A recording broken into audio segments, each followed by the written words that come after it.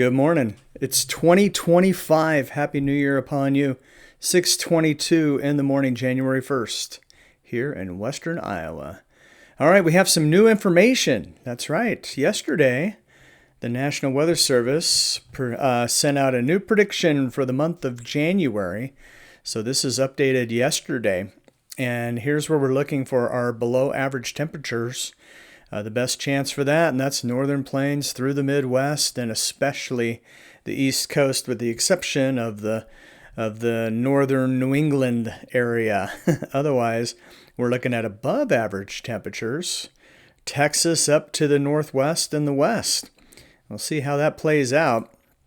Precipitation-wise, your best chance for above average precipitation up there in the northwest through the northern plains, getting into the Rockies.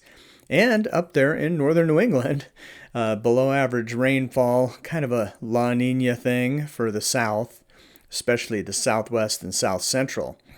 And we also have this product that was released yesterday. This is the risk of hazardous temperatures, January 8th through the 14th. And you see most of the east, pretty much the eastern half of the country, under at least a slight risk of hazardous temperatures from the 8th through the 14th. Moderate risk for most of that area and a high risk for the southeast into the Tennessee and Ohio valleys there, down into central Florida. So we're talking some very low wind chill factors coming up, and damage to the citrus crop, a possibility in Florida. So it's winter is back. And for snow, southern snow still on our risk of heavy snow, valid January 8th through the 14th. So north and east Texas through Arkansas, Louisiana, Mississippi, into Tennessee and Kentucky, all the way to Georgia, even the Carolinas. And that's a slight risk. So 20 to 40% chance that that's going to happen. And look at the Great Lakes, moderate risk, 8th through the 12th. Just lake effect snow after lake effect snow event. That's going to be kind of crazy, and we'll keep you updated on that as we go. Meanwhile, this morning, here's the change in temperatures. We had a cold front blow through much of the center of the country, cooling off a lot of us, and more dramatic in the southeast and also for the central plains. 15, 20 degrees below what it was this time yesterday in those areas. A little bit warmer still mid-Atlantic and for the west. But that only knocked us down to around average for the center part of the country. Still well above average for the east, and some pockets of well below average from Idaho, Wyoming into Colorado and Utah, especially in the mountains. Those current temperatures there are in the teens and colder. With elevation, but teens also for the northern plains into the central plains. We're in the mid-20s here in western Iowa, and it's cold temperatures below freezing all the way down into west Texas, eastern New Mexico. A little bit warmer on the East Coast. We're going to fix that. I don't know if fix is the right word, but some cold air is coming. Have we been talking about that lately? We have. We're going to show you here in just a second how dramatic those lows are going to be in some areas. All right, hazardous weather. So East Coast, it's a lot of wind issues as some colder air is going to be blowing in, and we're going to start to see some of those lake effect snow warnings going up. We see that now in the UP of Michigan. That's going to spread to the rest of the Great Lakes, but some winter weather possibilities up there in northern New England, even parts of Pennsylvania into West Virginia as well. Meanwhile, Colorado, winter storm warning, winter weather advisories, same for Utah into Idaho, and also Oregon, Washington, and Northern California. A little bit of fog here and there. So your 48-hour precipitation ending Friday morning at 1 a.m. shows a little swath of snow here in western Iowa. So I'm excited about that. Looks like some snow possibilities up there into northern New England and also into the west coast. Now, this is precipitation, so this is rain and snow, and that's heavy rain, northern California, southern Oregon. You throw in the snow, and you see where the rain was in the northwest. It's snow in the mountains, and lots of it. Even some snow possibly in the Boise, Napa area. So It's about time. Man, we'll probably see a little bit more of that as we get into January. It is that time of year. I see more snow on the northern plains as well. There's that swath of snow from northeastern Nebraska through Iowa and a little bit trailing into Illinois and Indiana. And where I live here in western Iowa, according to this, looking at a couple 3 inches of snow perhaps in the next, really for us, it'll be starting about this time tomorrow or a little bit sooner and ending this time in about 36 hours. So yeah, and there you see the heavy lake effect snows that are coming on the second day of this 2-day forecast. So lots of lake effect snow coming. Surface for today shows some heavy snow off the lakes. This I think will be later in the day because you see the snow in Iowa. The way they draw these fronts, these are valid 7 a.m. Eastern time, and then it's kind of tracking what's going to happen until midnight. So we may see some snow into western Iowa by overnight tonight, but not today. Now, maybe that'll start in South Dakota, for example, so to give you an idea. So the lake effect snows are going to be later in the day on this. Maybe some freezing rain up there in Maine. And it's rain and snow in the Pacific Northwest and especially inland, some heavy snow in the mountains. For tomorrow, we see our secondary surge of cold air moving into Kansas through the plains. We see that little bit of snow moving through Nebraska, Iowa, into Illinois and Indiana. And again, a couple 3 inches of snow here in western Iowa. And behind that system is when some cold air is going to drop south. Heavy lake effect snow up there in the eastern Great Lakes especially. And rain, snow for the Pacific Northwest, maybe some freezing rain for the Columbia River Gorge, kind of famous for that this time of year as well. You get that cold air bank up against the Cascades, and it blows through the gorge, and so that cold air gets trapped at the surface, rain on top. Freezing rain happens a lot, Columbia River Gorge, kind of classic setup. All right, we get into Friday, cold air heading south into central Texas and east through Ohio. More lake effect snow here and some snow up there in the northern plains, Montana. Rain and snow otherwise for the Pacific Northwest. Now let's show you these low temperatures or 6 a.m. Central Time temperatures. We're going to go through the 8th through the 13th, so kind of the second week of January. In the morning of the 8th, here in western Iowa, waking up to teens below zero. These are not wind chills. This is actual air temperature, and it's over a week away, so grain of salt here. But this is what the GFS is saying right now. And those 20s getting all the way down, through, say, northern Mississippi, freezing temperatures for Shreveport, Louisiana, 20s in West Texas. But still hanging into 30s in the Florida Panhandle. Now 9 a.m. That coldest air moves a little bit to the east. We're in single-digit temperatures here in western Iowa. The below zero temperatures moving into Illinois, but even single digits into Kentucky. We see those freezing temperatures down to near Jackson, Mississippi. Teens for West Texas. And cold along the eastern seaboard, but still hanging into 40s for the Florida Panhandle. Then we get into the 10th. This is Friday the 10th, and another surge of cold air coming in the northern plains. It's below zero again for South Dakota, North Dakota, and parts of Minnesota. Single digits here in western Iowa. And that cold air along southern Illinois, Indiana, into the Ohio Valley. And we see 20s dipping into central Louisiana with some freezing temperatures getting near San Antonio and Austin. On the 11th, a break.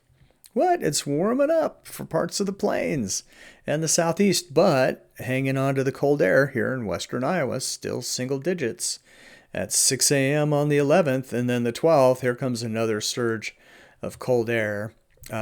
We're in the low teens here in western Iowa, single digits into West Virginia, and those 30s freezing temperatures back into Florida, Jacksonville around 30 degrees. And then we get to the 13th, and that surge of cold air coming back into the plains, actual temperatures, teens below zero here in western Iowa, for example. So, the second half, if this all comes true, the second week in January is going to be very cold, with wave after wave of cold air coming down from Canada straight from the Arctic. All right, let's show our work on the GFS this morning, starting at 6 a.m., which is half hour ago. You see scattered snows across the east, scattered snows across the northwest, heavy rain, California into Oregon. We see the wind picking up on the east and picking up some moisture off the lakes and dumping lake effect snow. Here's our little disturbance. This is 3 a.m. Thursday, and snow picking up into parts of Nebraska, into western Iowa. This is 6 a.m. and by 9 a.m. starting to clear where I live. So it's like a 6-hour window of some light snow. And again, we could see a couple 3 inches here. Although one model has less, so the European now has less for us, but we'll see how that goes. So as we get into Thursday, this is noon. You see that light snow moving to Chicago, into Indiana, then Ohio. And we see that cold air down through the mid-Atlantic, northern plains. Another storm approaching the Pacific Northwest as we get into Friday. Heavy rain and snow, northwest, heavy rain, California. Lake effect snow continuing, and it's going to get worse for accumulating snows. And so Saturday, almost Saturday, this is Friday night. And as we get into Saturday, then we see lake effect snow going pretty good. Scattered light rain and snow across the northwest, a little bit heavier on the rain, northern California, southern Oregon, as we get into Saturday evening. Now, this is an area we're watching some back and forth with the models on where this storm is going to form and go. Meanwhile, lake effect snow, by the way, as we head into Saturday night. And then Saturday late in the evening, we start to see snow spreading into Nebraska, Kansas. A mix down here in Kansas and snow up here in the northern plains. Lake effect snow still going, another system for the Pacific Northwest. And as we head into late Saturday night, this is midnight, and into Sunday morning, this low, initially the models had it further north, and we were just going to get a dump of snow here in western Iowa, probably over 6 inches. Then the models had the low pretty far south to where we're not going to get much. This morning's GFS kind of splits the difference. So some pretty good snows here in eastern Nebraska, and moving into western Iowa. There's Omaha, and there's Lincoln. And then you have some heavy snows, though, still for Missouri, and ice for Missouri and Kansas into Oklahoma, into Arkansas. But this is pretty decent snow Saturday or Sunday morning. 9 a.m., right when church is starting. Well, church starts at 9:45 for me. But as people are thinking about arriving to church, heavy snow coming down Missouri into western Iowa, light snow still for Nebraska, heavy snow into Illinois, and it's an icy mess from Kansas into Missouri, even northern Arkansas. So again, the track on this storm is still uncertain. So it could be a little further north, more snow further north, more rain further north, or it could be further south, and you get the idea. So this is Sunday noon Central Time, and very heavy snow moving into parts of Kentucky, Indiana, Illinois, northern Missouri, parts of Iowa into Nebraska, and then it's rain further south, which we may end up with some severe weather as we get into Sunday night. So we see those heavy thunderstorms, western Tennessee down into Arkansas. It's ice, ice, ice, baby. Southern Illinois into Kentucky, back into Missouri, and snow north of that, ending in Iowa by Monday early morning. And then that low continues to track with showers and thunderstorms. Some could possibly be severe across the southeast. Rain, freezing rain, snow, Kentucky, and then it's snow when you get up into Indiana and Ohio, and this moves eastward, so snow for Virginia, snow for the nation's capital, snow for Pennsylvania, rain for the Carolinas. And then behind that system, a big surge of cold air. And then we'll watch this system. This is the morning of the 7th, Tuesday the 7th. So we're still within our 7-day period of more certainty. We start getting, out past 7 days, our certainty really kind of goes away, but we watch for trends. And this trend has been here. A snowstorm for New Mexico into West Texas. We had snow in El Paso previously. This has rain so far, But you see that snow, let me back up, moving into the Permian Basin, into southeastern New Mexico, lighter snow up into the panhandles of Texas and Oklahoma, and then snow moving into North Texas, even parts of South Texas. Some snow perhaps the morning of the 8th. And see how far south that goes. So that was snow for El Paso. Let's check that out. Yeah, snow in the El Paso area the morning of the 8th. And even more so for far west Texas, moving into central Texas. Crazy. So again, this is into the area of uncertainty, but certainly been seeing this on the models. We're starting to get some consistency. So as we get closer, we'll see if this continues to verify. This is the night of the 8th. And then as we get into Thursday, early morning, just a bunch of snow for central Texas, North Texas, moving into Louisiana, Arkansas, Mississippi, Tennessee, Alabama, northern Georgia, South Carolina, North Carolina, as this gets us into the 10th.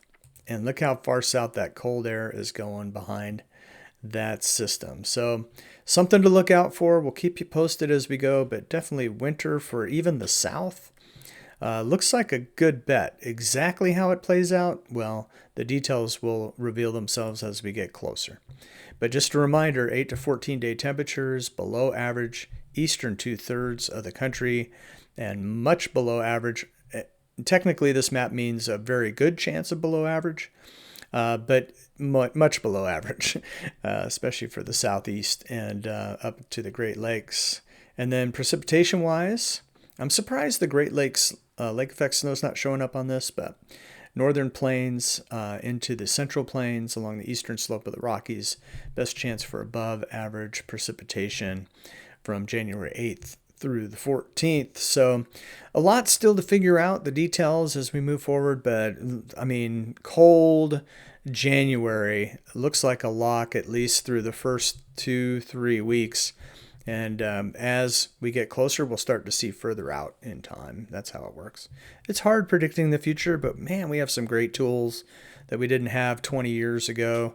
Forecasts have gotten better, but part of the allure, to me at least, for weather is that it's still an inexact science and we can be surprised. But we'll keep you posted best we can.